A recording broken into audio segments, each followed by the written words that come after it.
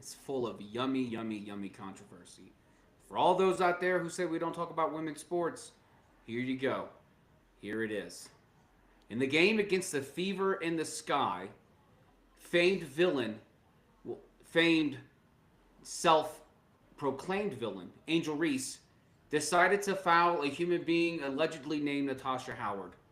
And when the refs didn't see the foul, Caitlin Clark took it upon herself to perform a take foul because it better have Angel Reese go to the free throw line and to get the easy layup. And then that's when the refs woke up because soon after, Angel Reese decided to chase Caitlin Clark down the sidelines while Caitlin Clark just nonchalantly walked back to her bench. After the game, Caitlin Clark was asked whether or not she meant anything by it. She said, no, it's called a take foul. It's what it's what you practice for. It's what you're told to do. It's a common play. Angel Reese, on the other hand, was asked, hey, how did it feel to have to be singled out that way? And of course, she gave an answer about racism and all the things that just didn't happen in that game at all, other than basketball itself. But this monologue is not really about what happened between Angel Reese and Caitlin Clark. It's about the WNBA itself. The WNBA can go out into the echelons of history, like successful businesses, like Enron and Blockbuster. And I cannot understand at all how the NBA can continue to operate just based off the simple fact of trying to pull dumb race cards the entire time. This is a failing business. And they're the only ones who can't honestly see that it's a failing business. But going back to this stuff on the court, Angel Reese, yeah, I get it. She's going to sit there and act like the victim, even though before the game started, she came out and said, hey, people are watching the games, all 10 of them. And if it takes me to be the one to be the villain, hey, I will be the villain. Angel, no one asked you to do anything. No one asked you to play WNBA basketball, except maybe the 10 people that showed up. I know I didn't, and I've never been happier that LSU didn't win a national championship other than the team you were on. I'm so happy you didn't because I do not want that school connected to you in any sort of famous way. But it got worse. And how so? Well, because, for once, RG3, in quite some time, said something sensible. And he said something that made a lot of sense. And he called out Angel Reese for her bullcrap, called out Angel Reese for whatever she said that she self-proclaimed herself. She's the villain. There was no racism happening in that game. There was nothing nefarious that took place between Caitlin Clark and Angel Reese. It was part of basketball. It's what every single person who's ever been trained to play basketball, who's practiced, and anyone who's watched, except the 10 who go to WNBA games, it's what we know that happens. Well, when RG3 responds this way, none other than Ryan Clark comes out and he just opens his dumb mouth and then decides to make one of the worst comments you could ever make about a sports take that he disagreed with. Now, look, I can sit here and I have my own feelings about Ryan Clark. Hell, I got my own feelings about RG3, despite the one sensible thing he said in the week. But you never, ever bring up another man's wife, another man's kids, his family. You never, ever do that. It is absolutely out of bounds. And Ryan Clark, before you kind of misconstrue what I mean there, out of bounds means it's out of the field of play, okay? That wasn't racism. But this entire debacle just highlights how bad the WNBA is and how much it would rather not even accept the fact it's a failing business venture. You can sit there and you can cry and scream all you want and say, hey, I love the WNBA. Well, if you do, how come you're not there? If you ask anybody in the crowd, hey, who's the best player in WNBA? Or people say Caitlin Clark. And people say, how many people go to the game? The 10 people in the back will raise their hands, but you can't see their faces because they're too ashamed to admit they go. The WNBA needs to change. In fact, the WNBA just needs to go by the wayside. It needs to be done because it is a failing venture. No one watches it. And the only reason we're talking about it is because of a fake race claim and fake race hoax that we're sitting here saying none of that ever happened. And thanks to Ryan Clark and his dumb mouth, we get to talk about it even more. Or should I say, we bring it up more because now it's in the focus of our TVs and everything we look at on Instagram, Twitter, TikTok. So the next time something happens at a WNBA game, here's what we do. Let's not talk about it. In fact, the 10 people who go, why don't you protest? Just don't go. But in the meantime, as long as these things keep happening, and as long as people continue to make up claims and make up stories just to make the WNBA fun, I guess it's better than watching the T Wolf fan do coke on the Jumbotron. Guys, this is another weekly edition of your box scores and bourbon. All right, Manny. All right, JB. Let me open up my my smoked You were whiskey. saving that. You're Yes, I peacocking. was. You're I peacocking was. your bourbon. I Wow. was. I am. I'm going all out, getting my little. Oh my goodness, Tongs? Yes. We're Man, stepping up our whiskey game today, JB. I haven't So, seen Tongs since PBS was airing freaking Downton Abbey. Wow. we're all ready to go with the nice, constructed whiskey. So let's cheers in our episode. Cheers, JB. Cheers in, my man. Clink clink. Nothing classier than that, especially after a classy monologue. Heck yeah. Oh, that's good whiskey right there. Talk to me about the WNBA, JB, or the lack of interest for the WNBA. I have mixed feelings about it. I I'm not one to shy away from necessarily of saying like women's sports need more attention. I agree with that, but I can't sit here and like defend the WNBA when it started.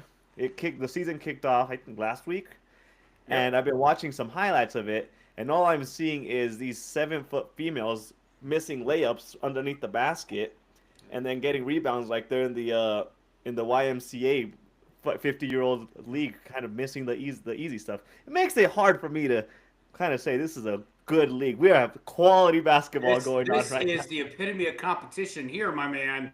Yeah, Yes. Let's and watch this 38 to 37 final. yeah, Yeah. it's a little like I said. I'm not gonna sit here and bash the WNBA as far as like you shouldn't. I disagree with you that the WNBA shouldn't exist. But God, give me something to fight for with the quality of basketball you're putting on the court. And then we're talking Angel Reese. I've seen some highlights of her last few games. This girl also part of the problem when it comes to her quality of basketball. Missing airballing 3 pointers, missing rebound, traveling like 3, 4 times a game. Like this is, I think my niece, which is 12, could possibly, if she was taller, compete for the same type of quality of basketball that they're putting on the court right now. Because Yeah.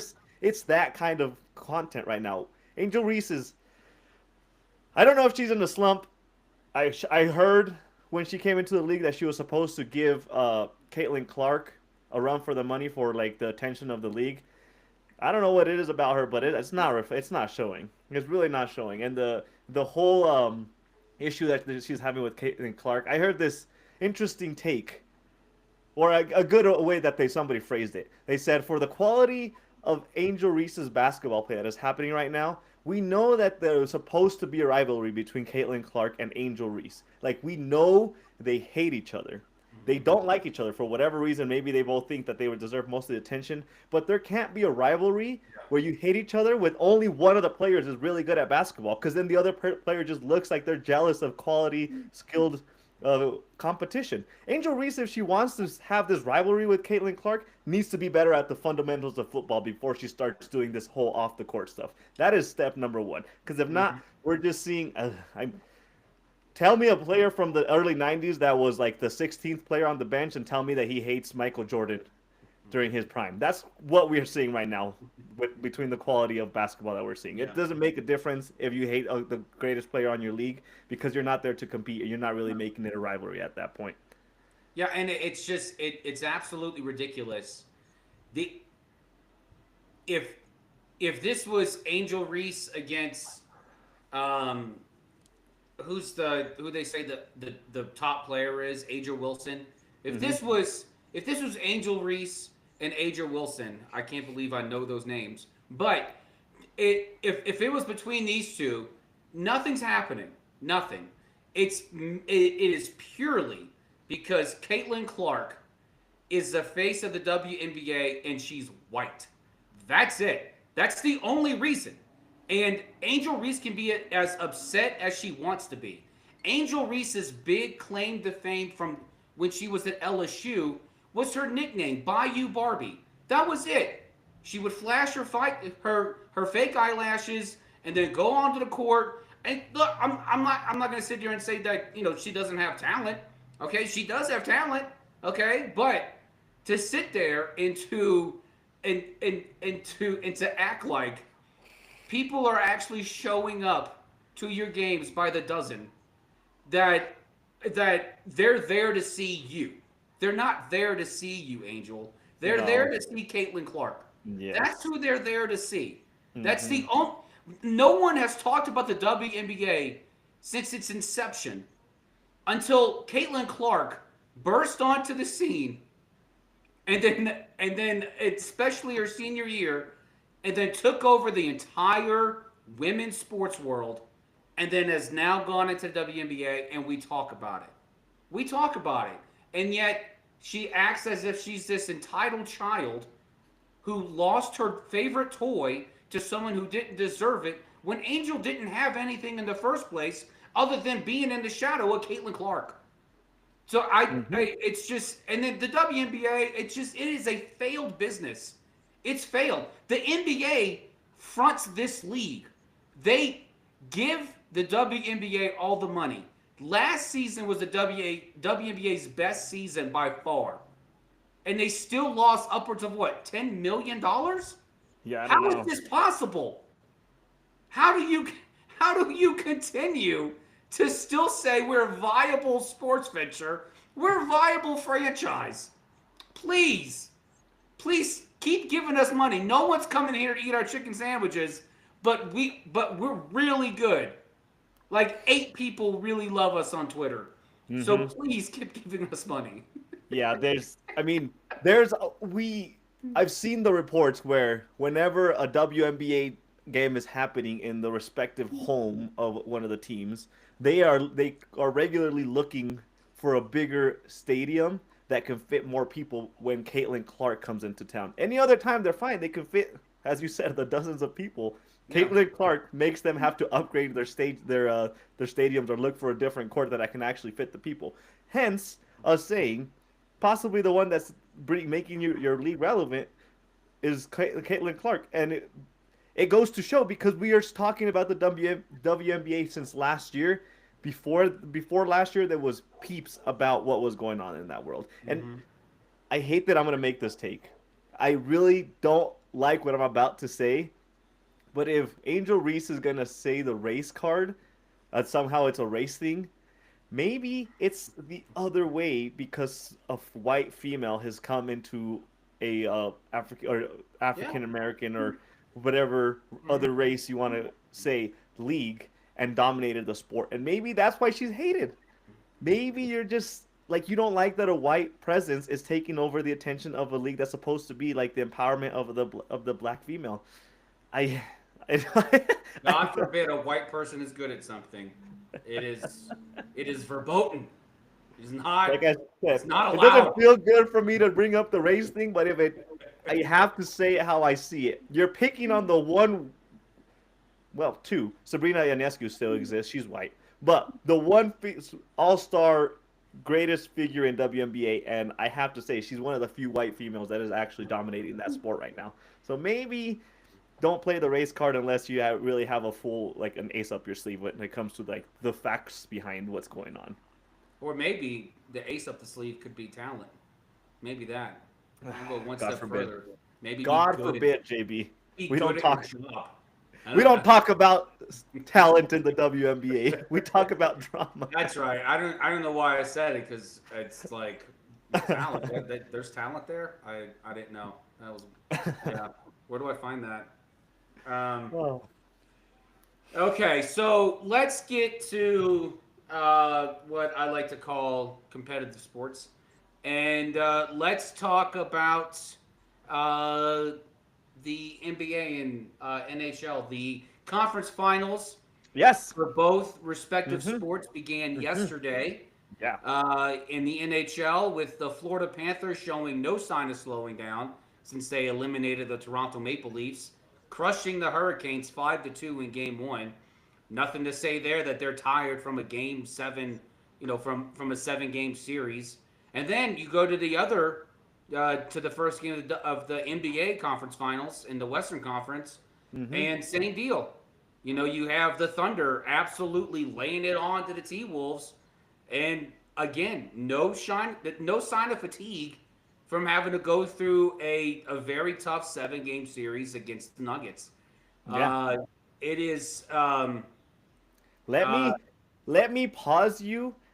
I'm gonna give you the take of the NHL. Tell me, JB. We sat here and hyped up the NHL through the Maple Leafs Maple and the Leafs and the Panthers. Panthers series. Yep. Yes. What happened to the Maple Leafs? What? Making us look bad. You were over here saying such a good series it was. I know it went 7, Look, but it was a good series, and Toronto had every single chance to win that series. And what it comes down to it is Atlanta's. I mean, not Atlanta's. I was thinking the Atlantic Division. Toronto's calling card in the regular season in the Atlantic Division was their defense.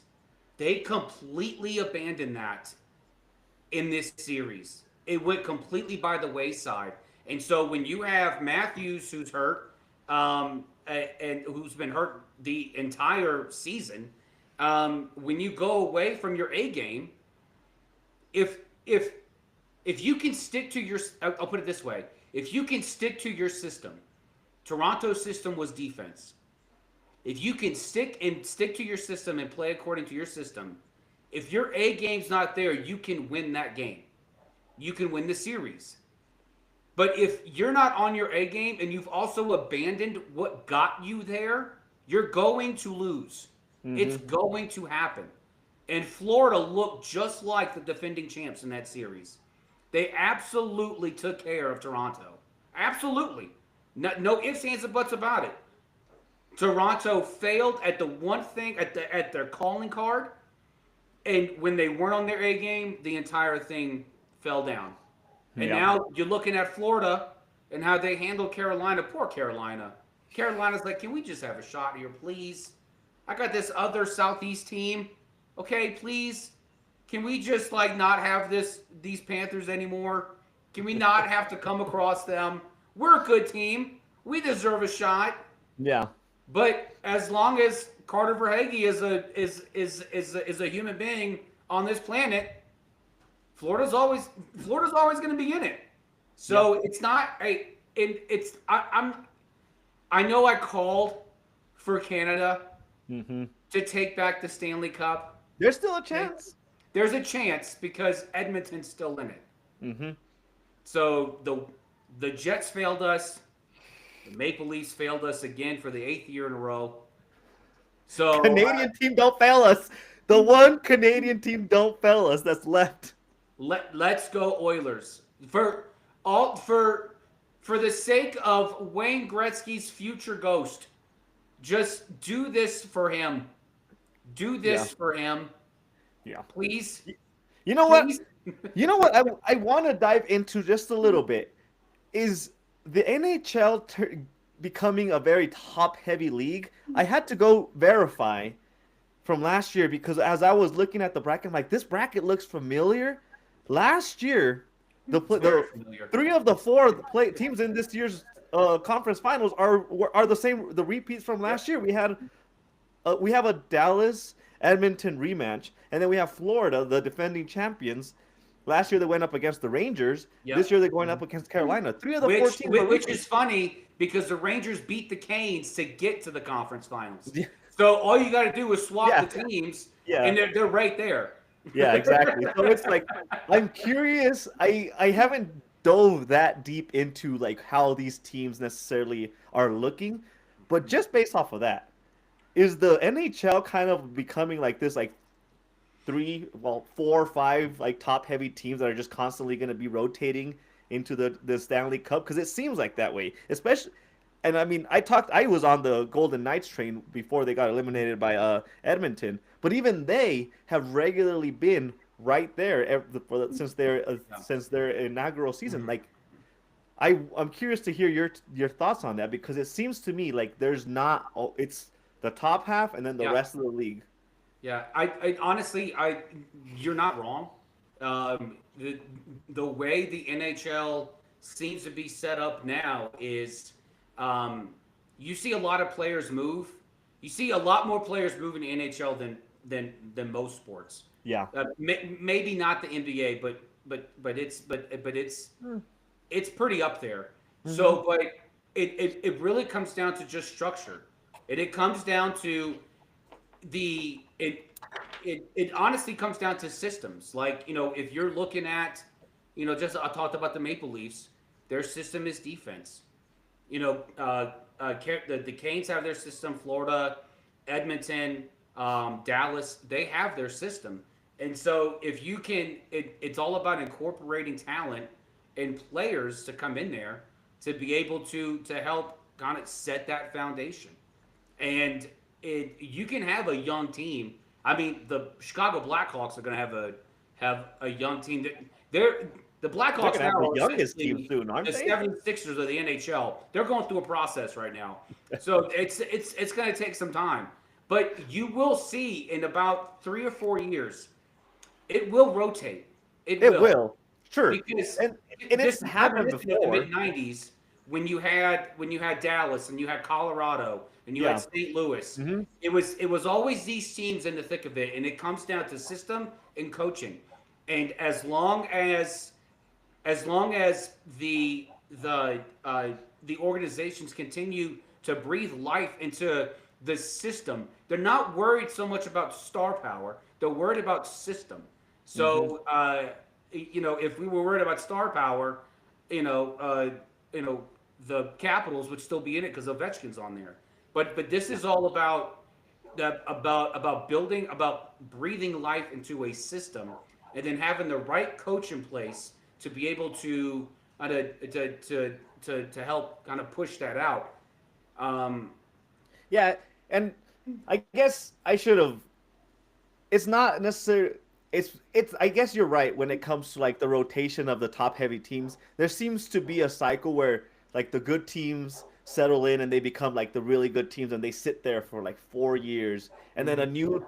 In the meantime, all these other teams kind of develop their young players, do a good job at drafting, bringing in yeah, the young talent, and then they overtake that talent as that they rotate out, and it's a rotation of like 3 to 4 years that yeah, happens, and even more recently, I think right before this like established like top dogs that we have currently, it was the era of the Tampa Bay, yeah, Tampa Bay when they won the three-peat was not that long ago, right? Am I remembering that correctly? They did the three-peat let me like see when that f- was. 4 years ago. I want to say it was when they finally kind of fell off. They were making a push regularly, and now they're not really competing for the Stanley Cup at all. But it was like a rotation of they were going up against a couple few of teams that were fighting them, They and then they. didn't three-peat. They won in 20 and 21. That's right, and they lost to Colorado in 22. Oh, okay, yeah, that's right. Yeah. It was supposed to be the three-peat year. Mm-hmm. But either way, my Yeah. point is like even during that time, Tampa was always right there, obviously because they, Mm-hmm. they they were in the Stanley Cup 3 years in a row. But now they've fallen off. Now we have Florida kind of what is pause. What is going on with Florida and being a hockey state? I mean, it snows there. You know. Yeah. So I mean, it contrary to popular belief, it actually snows quite a bit in Florida. I mean, it does. I mean, relative to, you know, For where it's at, you mean? Louisiana. Yeah, I The mean, what? it snows quite a bit. So, but it is. I mean, and this is what's interesting about the NHL is, it is very much just not a Canadian sport anymore. This Hmm. is like embraced by Americans, and thank God it is. I mean, it's awesome. So because it's fun to watch, it's fun to. I mean, there's not a lot of parity in these conference finals. Um, opposite of what we'll talk about with the NBA, but this is, it is fun to be able to witness greatness. It is Hmm. fun to be. I mean, every kid has their blanket because it brings them comfort. If you're a sports fan and you're like, oh, I want to get into hockey, and you're like, oh, okay, well, I know these four teams. They were four of the last five last Hmm. season. So, and like I said, you swap the Rangers out with the Hurricanes, boom, you got the Final Four still. So it does help bring familiarity with a lot of these teams, and it helps you get easier into it because you don't have to every year look at four new teams in the finals, in the conference finals. Okay, well, now I gotta reset my head around this. Yeah. So in one way it is good because it does encourage people to follow it because there's not a lot of you know you don't have to learn new digestive tracks in order to kind of take it all in. At But least not for 4 years. I mean, yeah. But let's so I brought it up earlier. Let's get to the opposite of what we're seeing in the conference finals in hockey. Yeah. Let's get to these four new faces Yeah. in the Right. in the NBA conference finals. Yeah, because with the elimination of Denver, we have a final four of a team that's gonna either get their first championship or the first championship in what is it, 30, 20 years for What something like that? 99 was when Yeah, so wait 26 90 years. wait was nine The ninety Knicks, nine is not even when the Knicks won. That's when they last went. right? The Knicks haven't won since oh man, I want to say the 74? 70, yeah, the 70s. So either way, Yeah, at wait this a minute. point, might as well call it a new championship. That whatever championship they got at that point is probably already all Yeah. corroded and rusty and doesn't even Mhm. stand on its own 2 feet. So we're gonna have relevance in our lifetime a new champion, and I think Mhm. it's for as much as we don't look for excitement or we're not too excited about the NBA regularly. I think it's pretty exciting that we have four teams that are fighting to get themselves Mhm. back into a finals and four teams that have an all-star that is trying to establish themselves as like the guy for their team and for the league. It's not a system team versus like an all-star team. It's a team Mhm. that is built around one. Maybe you can argue maybe Minnesota has two guys if depending on how you treat Gobert, but it's Yeah. really like an all one guy that is establishing himself as like the face of that team, and one of these new faces, new era young talents is going to get their first championship here in the next Yeah. what 2 weeks by the time we have a finals champion. Yeah. If it was up to Aaron Gordon, it'd be 2 months from now because you need a week off between each game. But yeah, it is exciting, and and congratulations to SGA winning the MVP. Yes. Congrats to him. Awesome news. Should be a surprise to no one that he won. Like I said before, I think in order to not distract, in order to make it a bigger headline, you should do all off-season awards before the playoffs. So if Yeah. you have an MVP, do it like days before the playoffs begin, so we can move on, and we don't have to be encumbered with, well, I wonder if they're going to win because of X, Y, Z. Yeah. Um, And it which I becomes mean, an you have to afterthought. think it's like, did SGA edge out Joker because they just face each other in a 7 game set, and Well, the Thunder were victorious? supposedly they lock in their votes at the end of the regular season. Oh, okay. Supposedly, They just it's yeah, it's the but only they time the wait to NBA announce it. uses snail mail. They have Yeah, to they didn't put enough stamps on it. Yeah, So I they got put return to USPS to sender. deliver it. Yeah. I mean, the NFL has it right as much as we know the entertainment factor of the NFL. They have it right when they've made the awards like its own entertainment factor. The NBA should definitely like embody that and make a ceremony for the NBA players because it's like, oh hey, by the way, uh, Shea got MVP and he's playing Yeah. like he just played yesterday. Like it's a weird afterthought because we're in the Mhm. middle of like the prime of the Yeah. playoffs. They should really embrace having like a ceremony for it. I think we're right on that. But Yeah. let's dive into the game that happened yesterday, at least to assess where we are in the playoffs right now. Mhm. The Thunder kind of ran through Minnesota, and Mhm. I'm not trying to take away from Minnesota getting to the Western Conference Finals, but I have to acknowledge the fact that perhaps Minnesota's path to the conference finals was a little bit easier It than was.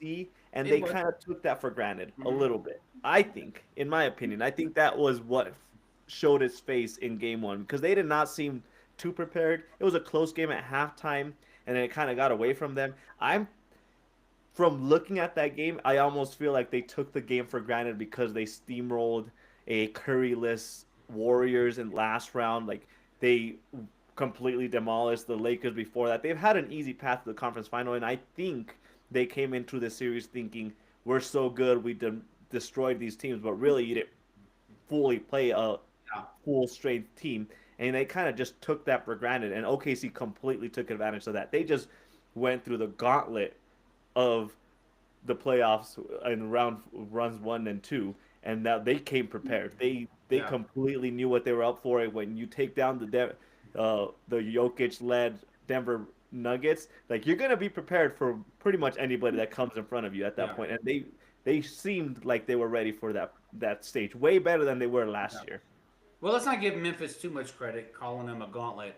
But OKC did. I mean, that divisional round uh, was actually a tough one. You have to face the Nuggets, Yeah. and honestly, like anyone calling for OKC, like I was, to win the entire thing, which it still proves true to me that Hmm. whoever the winner of the Western Conference is going to take the trophy. It's just Wow. I think that will happen. But as much as I was pulling for um, OKC to win the entire thing, I was very conflicted during that Denver series Yeah. because I like watching Joker. I think the Nuggets have a great team. I Hmm. think they have something really good going on, and it works really well for them. And I mean, hell, I mean they took OKC to 7 games. OKC obviously triumphed, but if you look at OKC versus Minnesota, they both of these squads had to overcome something.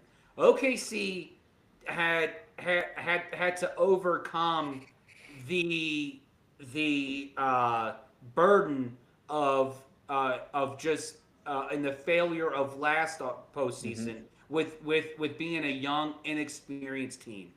Now they beat Memphis. Okay, great. Now we get to host Denver.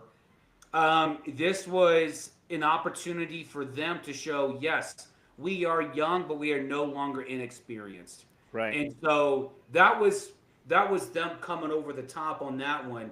When you look at the T Wolves and Ant especially, he was able to conquer the shadows of both LeBron and Steph. Eh. So Asterisk on the Steph because he didn't play him but a half. I look, well, okay, well then say Draymond. Like it was like he was able to overcome both the shadow of LeBron and then the dynasty of Golden State. So Yeah, it, he it he he overcame the legacy all stars that the faces of the NBA. That's true. yeah, and he did it while not going cold, and that was Ant's biggest. That was our biggest criticism of him last postseason. Was they would go on these really great 2 game stretches and he would just go cold. He Yeah. would disappear, and then once he disappeared, I mean, there's not a milk carton in America that didn't have his face on it. Mm-hmm. Like it was but this postseason, he has shown, okay, I'm here, I'm ready to ball, and I am ready to I it almost seems as if he's saying no one's asking me to, but I'm ready to take up the mantle. I want to be the face of this sport. I want to be the face of this league. So, congratulations to both of these teams making it. But game one, and I didn't look up the stats on this, but it really seemed that they're all that whole debate about being fresh or going long in the Yeah. series, which one's gonna which one's a benefit. It honestly seems like to me, especially in the NBA, the more rest you have, the more rusty you seem. Mm-hmm. So OKC fought it out. It was a nail biter in that series outside of Game 7. I mean, they completely took control since the second half of the second quarter. But Yep. it and they seemed to kind of just roll that over into Game 1 against Minnesota. But it really seemed like there is an advantage to being able to play these long series, go the full Monty in them, Mm-hmm. and then take a day off, and then or 2 days off, boom, you Yep. start the next series. Now, and it helps that OKC was the home team. It helps that they had the entirety of the Little Riverwalk behind them and being able to cheer them on the victory. Yeah. I mean, the even in the regular season, I think the longest you can go without a game would be 4 days at max without playing a game, and then you end up playing like back to backs and things like that. I could see where that would create some like stability with your routine, especially if you're used to how long is the NBA season? 2 years, 9 months or whatever. You go 9 months of playing, taking no more than 3 days in between games, and then you do something like Minnesota did, where they completely obliterated their competition. Now they have like almost a week in between your next Mm-hmm. matchup. That I could Yeah, imagine that messes with your routine. That messes up the yeah, flow of what you have going on. If you just keep the routine of, hey, we have games every 2 days, every three yeah, games, and then it bleeds into the playoffs. I could see that paying dividends, because it's not. I know you're playing more games, but at the end of the day, these players, they've built the routines around the season. They know how to like treat their bodies. They know how to rest. They know what their rest intervals are, and when they need to work out, and when they need to train, and when the practices are. You add 2 to 3 days whenever you do a clean sweep or an early sweep of a team. That's gonna mess with your flow a little bit. So I could yeah. see where that would have impacted like Minnesota this game, which I think will be a good tell in game two of this matchup against OKC. I want to see how they match up against them in game two, because that will be the telltale sign for this series, because now you should be back in your groove. You played a game, you have a day off, now you're playing again tomorrow. If you at that point are still gonna show up in the same way that you did in game one, then there'll be some concerns, and the OKC might not. You might win one game again against OKC at that point. I think the crossroads point for Minnesota will be game two, in the fact that if you haven't found your routine after game two and you're still getting obliterated as much as you did in game one, you're in big trouble. That's gonna be the defining moment for the Minnesota Timberwolves. Like, in my opinion, I think. Yeah, I think it's gonna come down to Ant showing up. Yeah, and he got That's what, it. 18 points game one? Like, that's not how he's supposed to play. Yeah, and it is the most pressure in this series. I would argue is on OKC, of course, because 68 wins. Mm-hmm. You expect to run the gauntlet, go all the way. And even in that Memphis series, we are like, they may not lose a game. Well, they lost three already. So it the most pressure is on OKC for sure. But there's also a lot of eyes on Ant to see Yep. how he responds in this series, how he responds to a game one loss like that, um, and him being able to pick himself up off the court and deliver the way that we have seen him deliver thus far in this postseason. Yeah, Now, in the Eastern Conference, man, it's gonna is be a there a Jewish prayer that says Hallelujah? The Celtics aren't in it anymore because I want to recite that prayer. This is I for all of the trash talk and worse yet, all the silence toward the Knicks in yeah, that Boston series. yep. I could not be more happy. I'm so Mm. elated. And now you have all of these clips from a few years ago about the Knicks saving their money so they can give Jalen Brunson his bag, and them saying Jalen's not going to take you anywhere. He's not even going to take you to the conference finals. Well, I hate to tell you, unless Tyrese Halliburton's dad suits up, the Knicks have a chance here. The Hmm. Knicks have it, and they're winning at halftime right now. They So are. they have a chance to actually, and I'm gonna tell you this: all Jalen Brunson has to do is get the Knicks to the finals, and they're erecting a statue in his Woo! honor outside of MSG. Woo! All as they could get swept if he takes them to the finals.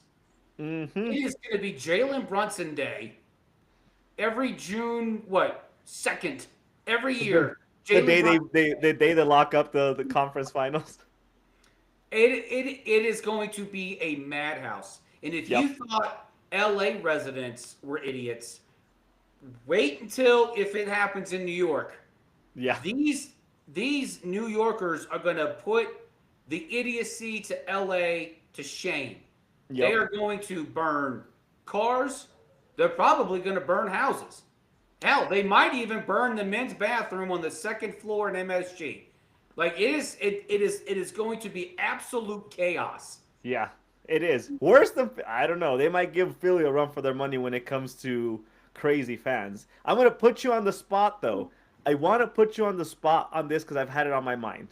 So throughout the entire series, I was harping on the fact that anytime the Knicks lost, the media was all over the fact that like they couldn't wait for them to like choke and do whatever not. I want you off the top of your head to tell me the headlines on like I don't know whatever sports magazine you watch. The headlines after this game one ends. What do you think the headline is going to be between the Pacers and the Knicks game? They're not even going to talk about it. So the Knicks are going to win. They're not even they're not even going to talk about it. The Knicks will win game 1 and they're not even going to talk about it. They will do everything they can to make it about something else. Yeah. If It was too anything, close for comfort. they're going to bury a game 1 victory by the Knicks. They're going to bury it to talk about SGA. Yeah. Yeah. I am leaning with you on the Knicks winning game one. I'm gonna say that the headline is gonna be Knicks won, but a little too close for comfort because they're gonna be like, well, you should have won by more. The Indiana Pacers are a small market team. You should have beat them by more. You're New York's team right now. That's gonna be where I think how that gets twisted into not so flat. No matter how bad, Yeah. no matter how much they win by, they're gonna say, well, you could have done better. Here's a headline for you: the Knicks win game 1. Well, at least they can say they won one game. That's it. That's it. That'll be the headline. There you go. At least they gave MSG something. Yeah, they So won a game at that'll home. be the headline. That's it. Mm-hmm. Yeah. That's a good one too. Let's Jalen Brunson, king for a day. And that's it. That's it. No more. that's a good spot to end our NBA talk because we haven't addressed or we haven't given the Major League Baseball too much attention. So I want to ask you a question, JB, and this is impromptu. We're not prepared for this. I want to ask you, what am I missing about the Detroit Tigers, who are leading their division right now? I Manny, I've told you this in the preseason, I told you Detroit was going to win the AL Central, and it is because when you have the reigning Cy Young, when you have Tariq Skubal headlining that starting rotation, when you have a top pitching prospect in Jackson Jobe, when you have an offense that was the the offense was the key to them going on the run last season to get to the playoffs. And I said that the key here was going to be AJ Hinch. You can say what you want about the Houston scandal stros, whatever you want. But AJ Hinch is a damn fine manager. This dude knows baseball, and he knows how to get the best out of his players. Case in point, Javi Baez. Javi Baez was a man on an island, not even Lonely Island because that's a group. He was on the island behind Lonely Island, and he could barely hear Andy Samberg. That was for 2 years. For 2 years, he had been lost Yep. at the plate and in the field. There was zero El Mago, and now this year he has redefined himself as a stellar center fielder. Mm-hmm. This dude's robbing homers. He's Yeah. making plays. Yep. He's hitting 300. Yep. He is He got a now. walk off 2 days ago, right? He got a walk off win. He had a walk off like within a minute later after the Cubs walked it off against the Marlins. Mm-hmm. So it was a special night. It was a very warm night for me. But this Tiger team is not to be trifled with at all. And I mean, yeah, it'd be helpful if the rest of the AL Central would just quit trying. I mean, the Indians already quit trying, and the White Sox, well, they still exist. But the you know the Tigers are not going anywhere. We're at the tail end of May. Yep. They were the first team to 30 wins. They're not going to stop, and I'm curious to see what they do with the deadline. I'm very curious to see who they go out and get. Now, it would be fun if the Tigers decided, hey, for old time's sake, let's go bring back Max Scherzer and Justin Verlander. Let's bring them back into the rotation, just like old days. Let's bring them back. They can be long relievers. They can just pitch out of the bullpen. But I'm very interested to see what they do at the deadline because this team is not slowing down. They are not. Yeah. No, I mean they're leading the league in wins right now. I think they have Yeah. 33. They're leading the league. I Mhm. just maybe I have to. I want to reserve the right to say it's only May before I say this, but maybe I didn't assess the Detroit Tigers properly when we were doing our early season predictions. When I said the Detroit Tigers were like a lightning in a bottle moment where they just happened to get as far as they did in the playoffs. I don't No. know. They seem like they're No. pretty well established. I don't know what they did. What I mean, I guess the manager would have to be the common the difference maker for that team because they didn't pick up major pieces. They just kept what they had from last year, and they are just like cruising Yeah. through their division. I'm concerned. I'm not concerned. I'm curious to see what's going to stop them right now. They're on a seven. The last 10 games are on a 7-3 win streak. They have 33 wins. Like they're dominating at home. They're dominating Yeah. away. Like they have cemented themselves as a pretty damn good team, and I think they're gonna run away Yeah. with the division the way that I'm seeing it now. There's really nothing stopping them in the division because the No, for Twins sure.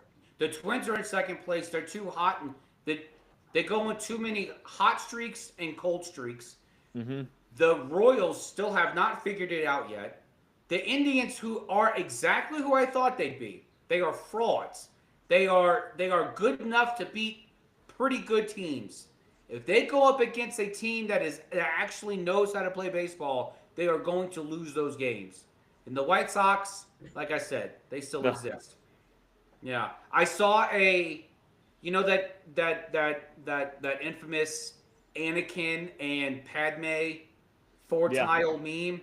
I Mm-hmm. saw one where Anakin was like, "Hey, the Orioles are one game ahead of the White Sox," and Padme's like, "Oh, the White Sox must be good." And then she's like, "The White Sox are good, right?" So like it is that's more that's actually more of a diss at Baltimore than it is Yeah. Chicago. Yep. But it is really funny and hey, the White Sox have two teams that are taking the heat off of them, Baltimore and Colorado. They did a projection, Manny, and I want you to give me the over under on what you think the projection is. Oh, God. Over under 30 games projected for the Rockies to win this season. 30 games? Over under. Oh my God. Let me. They're at 8 right now? Yeah. Oh They're over. boy. We're in March, April, May. They've won 8 games, so they're averaging 2 games a month that they win. August, August. No, I'll take the under on that one. There's no. They're Yeah, averaging 2 wins a month. it's 27 games. They're projected to win 27 games. Jesus Christ. 27. That's crazy. We just went through an entire season last year. How the White Sox were so inept at playing baseball. They still are. Yeah. But the Rockies, my God, it's laughably bad. Yep. It's so bad. They It's fired their so manager, bad. right? I couldn't. They fired the manager on Sunday.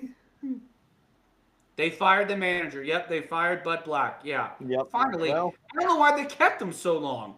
It's not like he was on some like, oh, he's a legend. no. No, he had a losing record every year. Like, Yeah, what he's are you been pretty keeping bad. him for?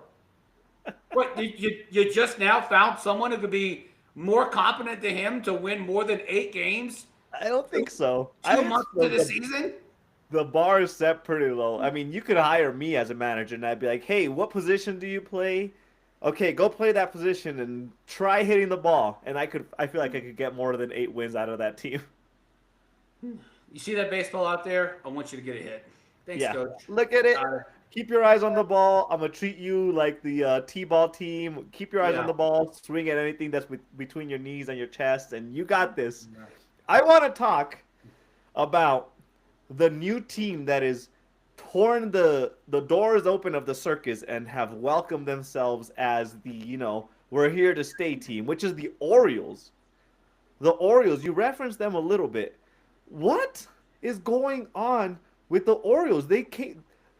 I I at the beginning of the season, I really thought they were here to stay. They were going to be developing the young players. All the young players have like fallen off a cliff.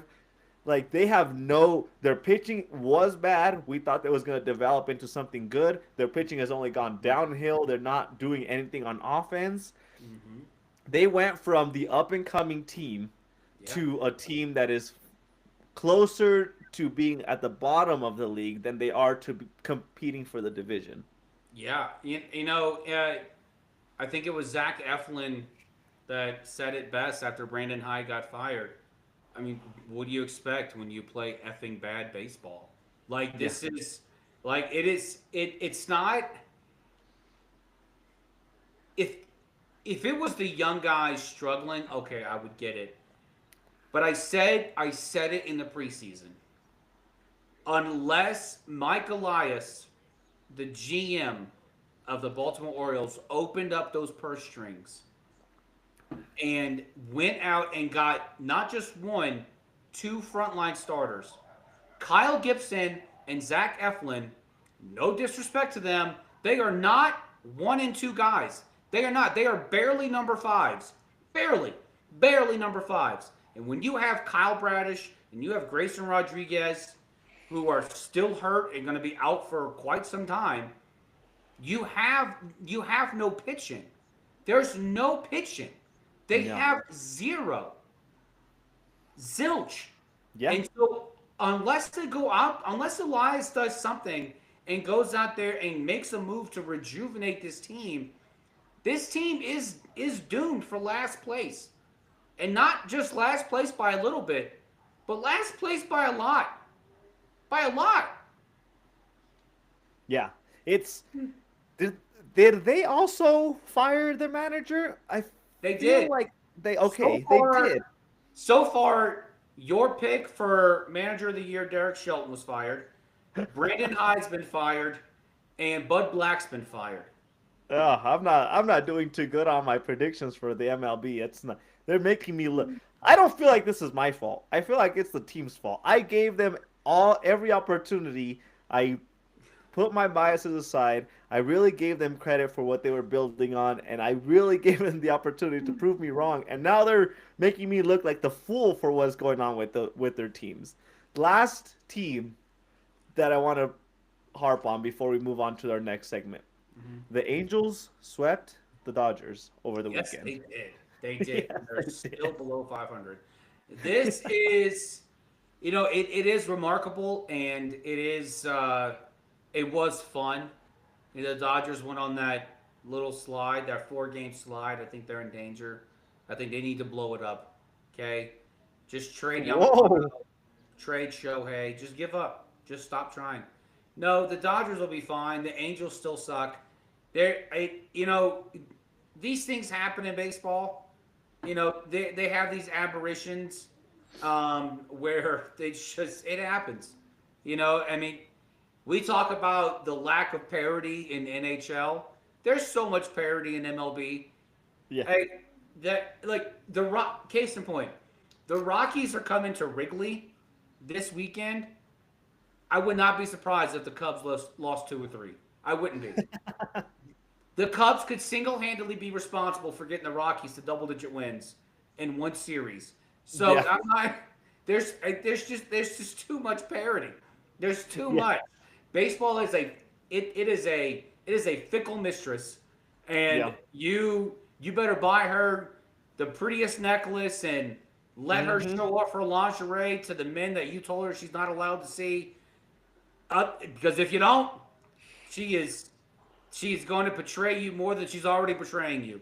So just hold on. Don't lock into anything. If you want to have an Enjoy the open marriage ride. with your team, you better lock into that right now. This is baseball is the longest season. It Yeah. is. I can't tell you how many years it took me, and I I remember how many years old I was. I was I was Monday night's day old when I realized I cannot allow a Cubs loss to affect me. When the Marlins walk off on the Cubs, I can't let it affect me. I can't. Okay? Yeah. So I just The be along for the ride. Yep. This Yep. is it is it is Yeah. it is a long, long season. There is a roller coaster of a season ahead of us. JB, I want to give you your Cubs are leading the division right now. Yes, they Like are. I want to give you a minute, 90 seconds. I'm going to give you the podium and tell me your thoughts on the status of the Chicago Cubs currently. This bullpen is garbage. We I cannot be expected to be a paying subscriber to this team on MLB.TV. We're not even being sponsored.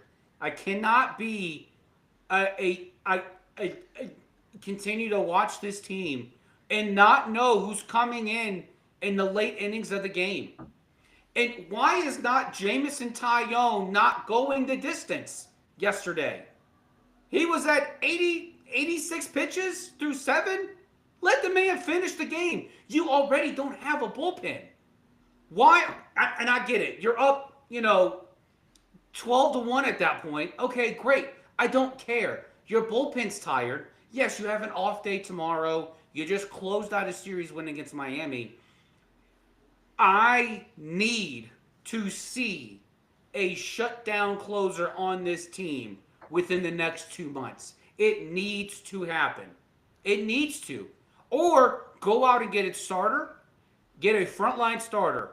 First, lock up Kyle Tucker. And second, give PCA his money before he salaries himself out of the range of the Chicago Cubs, Mr. Moneybags owning the insurance company.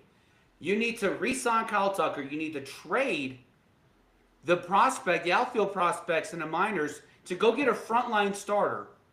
And then if you're not going to go get a closer, move Ben Brown, Mister of only he throws 2 pitches, move him to the closer slot. He's great for 2 innings. The first 2 innings, he's great. After that, I don't know, you're not really sure what you're going to get until he develops a third pitch. We need a bullpen.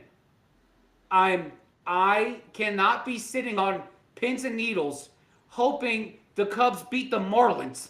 I can't. This cannot be my life. It is too long of a season and too short of a life for me to sit there and to hope that Daniel Palencia bounces back from how he failed on Monday night. Thank God he closed it down tonight, but it got too close because those are 3 outfield fly balls, too close to the wall. It's too close. It's too close. I don't care how fast he throws. My God, he throws heat. But we need a closer. Please get me a closer and extend Kyle Tucker now. Just get it over with. This is as JB sits here and watches his Cubs team lead his division, but as you can hear, JB's not satisfied with where they are right now. He expects way more out of his baby Bears. All right, JB, we need to get to our last segment. I think if we skipped out on this segment for the last couple of weeks, so we're bringing it back. We're bringing back our fix of 6. Are you ready to take this and knock it out of the park? Something that every Cubs fan fears whenever they're playing a game, knocking out of the park home run. I am. JB's fix of 6, number 3. Someone tweeted on the X that the Pirates and the Phillies were getting close to a Bryce Harper blockbuster per Ken Rosenthal. Guess what? It's not happening. Okay, stop trolling. Okay, national sports media guys. Enough. There's what on earth do the Phillies gain by trading Bryce Harper to the Pirates? And who the hell is on Pittsburgh that Philly's going to want for Bryce Harper? There's no one there. Paul Skeens is not going to Philly. It's not happening. Even if Pittsburgh ate all of Bryce Harper's contract, Paul Skeens is still not leaving Pittsburgh. It's not happening. If I'm Pittsburgh, I'm screening every phone call. I'm not taking another phone call until next trade season. Because you know it's just going to be bullcrap proposals to try to trade a guy. Honestly, if I'm Ben Cherington, if I'm Pittsburgh, I'm going out trying to breathe some life into this lineup. Bring some life into this roster. You got Paul Skeens. Do something about it. Andrew McCutchen he's still Andrew McCutchen, but he ain't 27-year-old Andrew McCutchen. Okay? And then we got Starling Marte out there in the outfield in their prime. All right? Bring people in here, but enough of the Phillies going to get Paul Skeens by trading Bryce Harper makes zero damn sense. You cost me 5 minutes of my time having to go to Ken Rosenthal's feed and Googling whether or not that was true or not, because it sounded too exotic, but it also sounded too good to be true. JB's fix of 6, number 2. Going back to the Pirates. That story about the fan that fell against Pirates Cubs. They have made an arrest in this. The fan that fell was 20. His friend was 21. His 21-year-old friend bought him alcohol. And they're saying that because he was drunk, that's the reason why he took a plummet. Why he was standing on the railing in the first place, and he took a plummet. So a whole bunch of mess going out there in Pittsburgh. I don't know what's going on. I mean, this guy must have been like Harrison Ford in The Fugitive, because it took a while for them to figure this out. All you got to do is take a blood alcohol content. Who'd you go to the game with? Oh, that guy? Okay. So, this is still unfolding. Still a lot taking place. But it is always sad to hear when a fan hurts himself. at Yeah. any sports game. It sucks. And so, but whatever measures need to be taken, let them be taken. JB's fix of six, number one. I don't know if this has been approved or not. I know they talked about it. I did not read about the all the results from the owners meeting, but the discussion about reseeding the playoffs after the wild card round. Now, it failed. Oh, that's so stupid. Now JB's fix of six number one is different now. This is this is absolutely asinine. This is so effing retarded.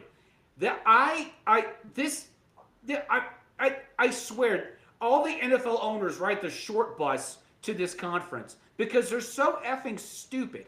This is I no one was voting for it to be the you do 1 through 7 by record. You still let the crappy teams who won their crappy division still host a playoff game for God knows what reason other than you're an idiot. But why not reseed after the wild card?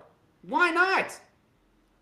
This is why would you reward a team that made it all the way ahead of bye week to play a high seed?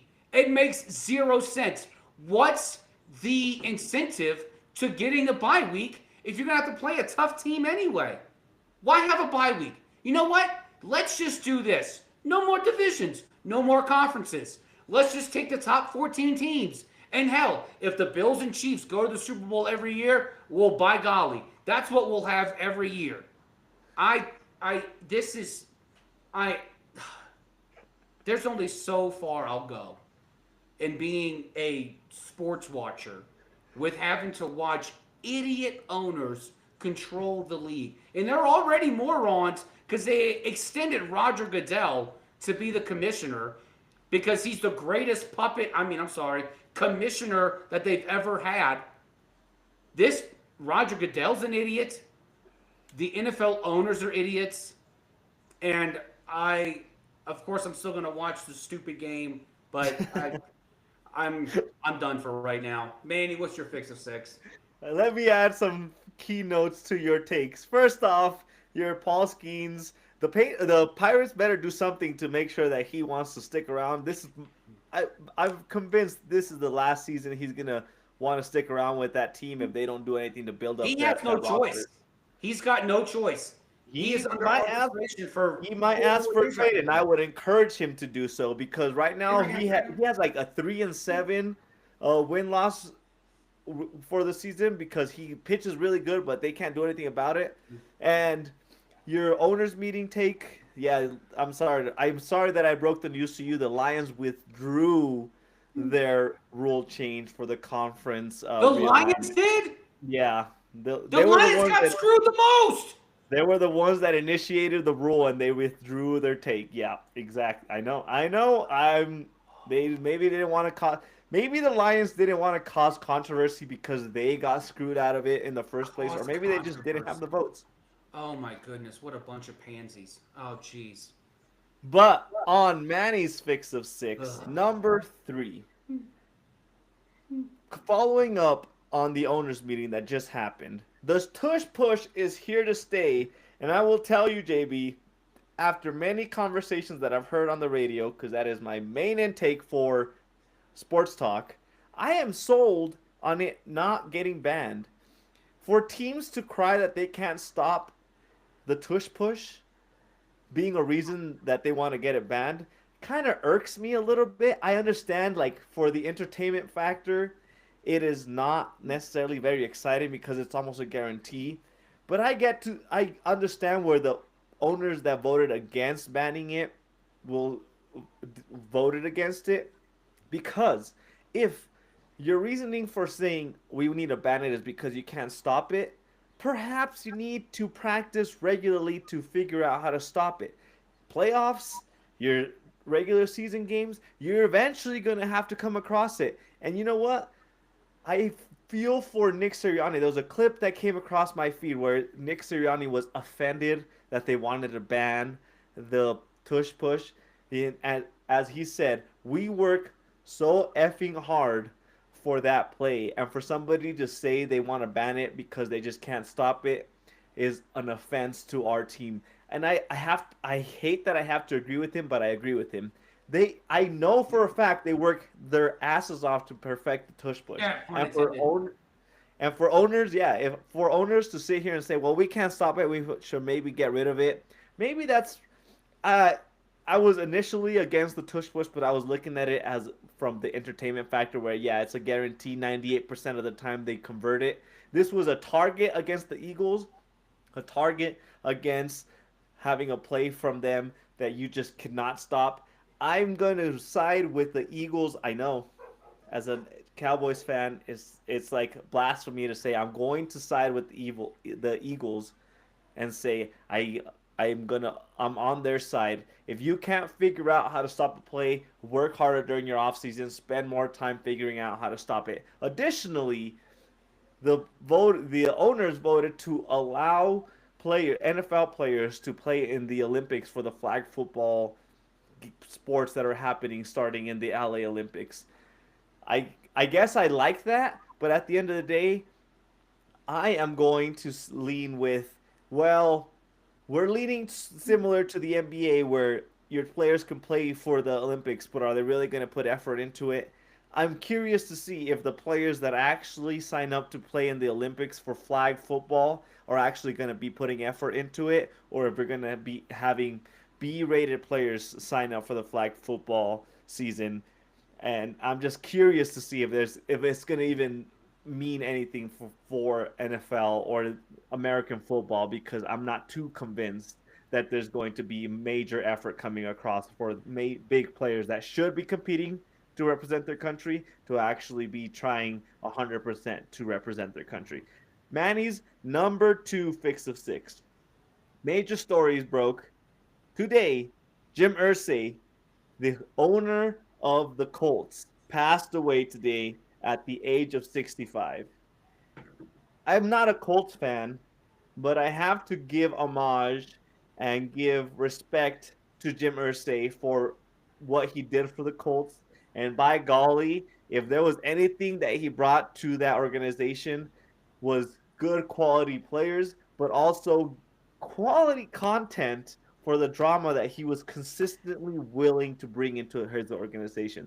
He had a drug case. He got banned from the NFL. He had a big mouth where he didn't care who he was offending, and what feathers he was ruffling in the wrong way. So I'll say rest in peace, Jim Irsay. You built a great organization. I hope you left a good will in place for your organization to follow a good path moving forward, because you did great for your organization for the last 30, 40 years. And on Manny's number 1 fix of 6, we have a report that 106 players officially declared for the NBA draft, as the NBA draft is right around the corner. That is the lowest since 2015. And I know I've said this a billion times, and I will say it a billion times until they change how this works. This 100% has to do with all the NIL money that is coming into college, because you cannot convince me players are opting out of going straight into the NBA because they know they can make just as much money or more money in the college ranks than in the NBA ranks. So I will again harp and ask and plead to the NCAA to fix the way they allow the NIL deals to happen in college sports, because the 106, the lowest point for NBA draftees being eligible, is a testament to what you have brewing on in the college ranks. And this has to be addressed sooner rather than later, before professional leagues inevitably start getting involved in saying, hey, you need to fix this because we are losing out on quality players, we are losing out on quality entertainment, and we do not like the way this is going, where the college sports world is dominating and keeping all their players for a long term because they're paying oogles of money to the players that they have in their rosters. And that is going to wrap up JB's and Manny's fix of 6. Manny, what are you drinking today? I drank a Knob Knob Creek. Creek. Yes. I will tell you, I have probably 8 to 10 new bottles that I was gifted over the weekend. It was my birthday weekend, so I got a bunch of whiskey that I have to try out. This one is pretty dang good.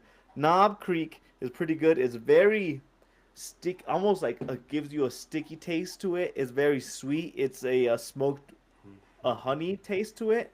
I smoked it even more, so it kind of emphasized that more. But so far, for the first bottle of the gifted bottles, I gotta say it's pretty dang good. Neat on the rocks, no additives. It was on point for this week. JB? Wait till you get to my Russell's 10 year.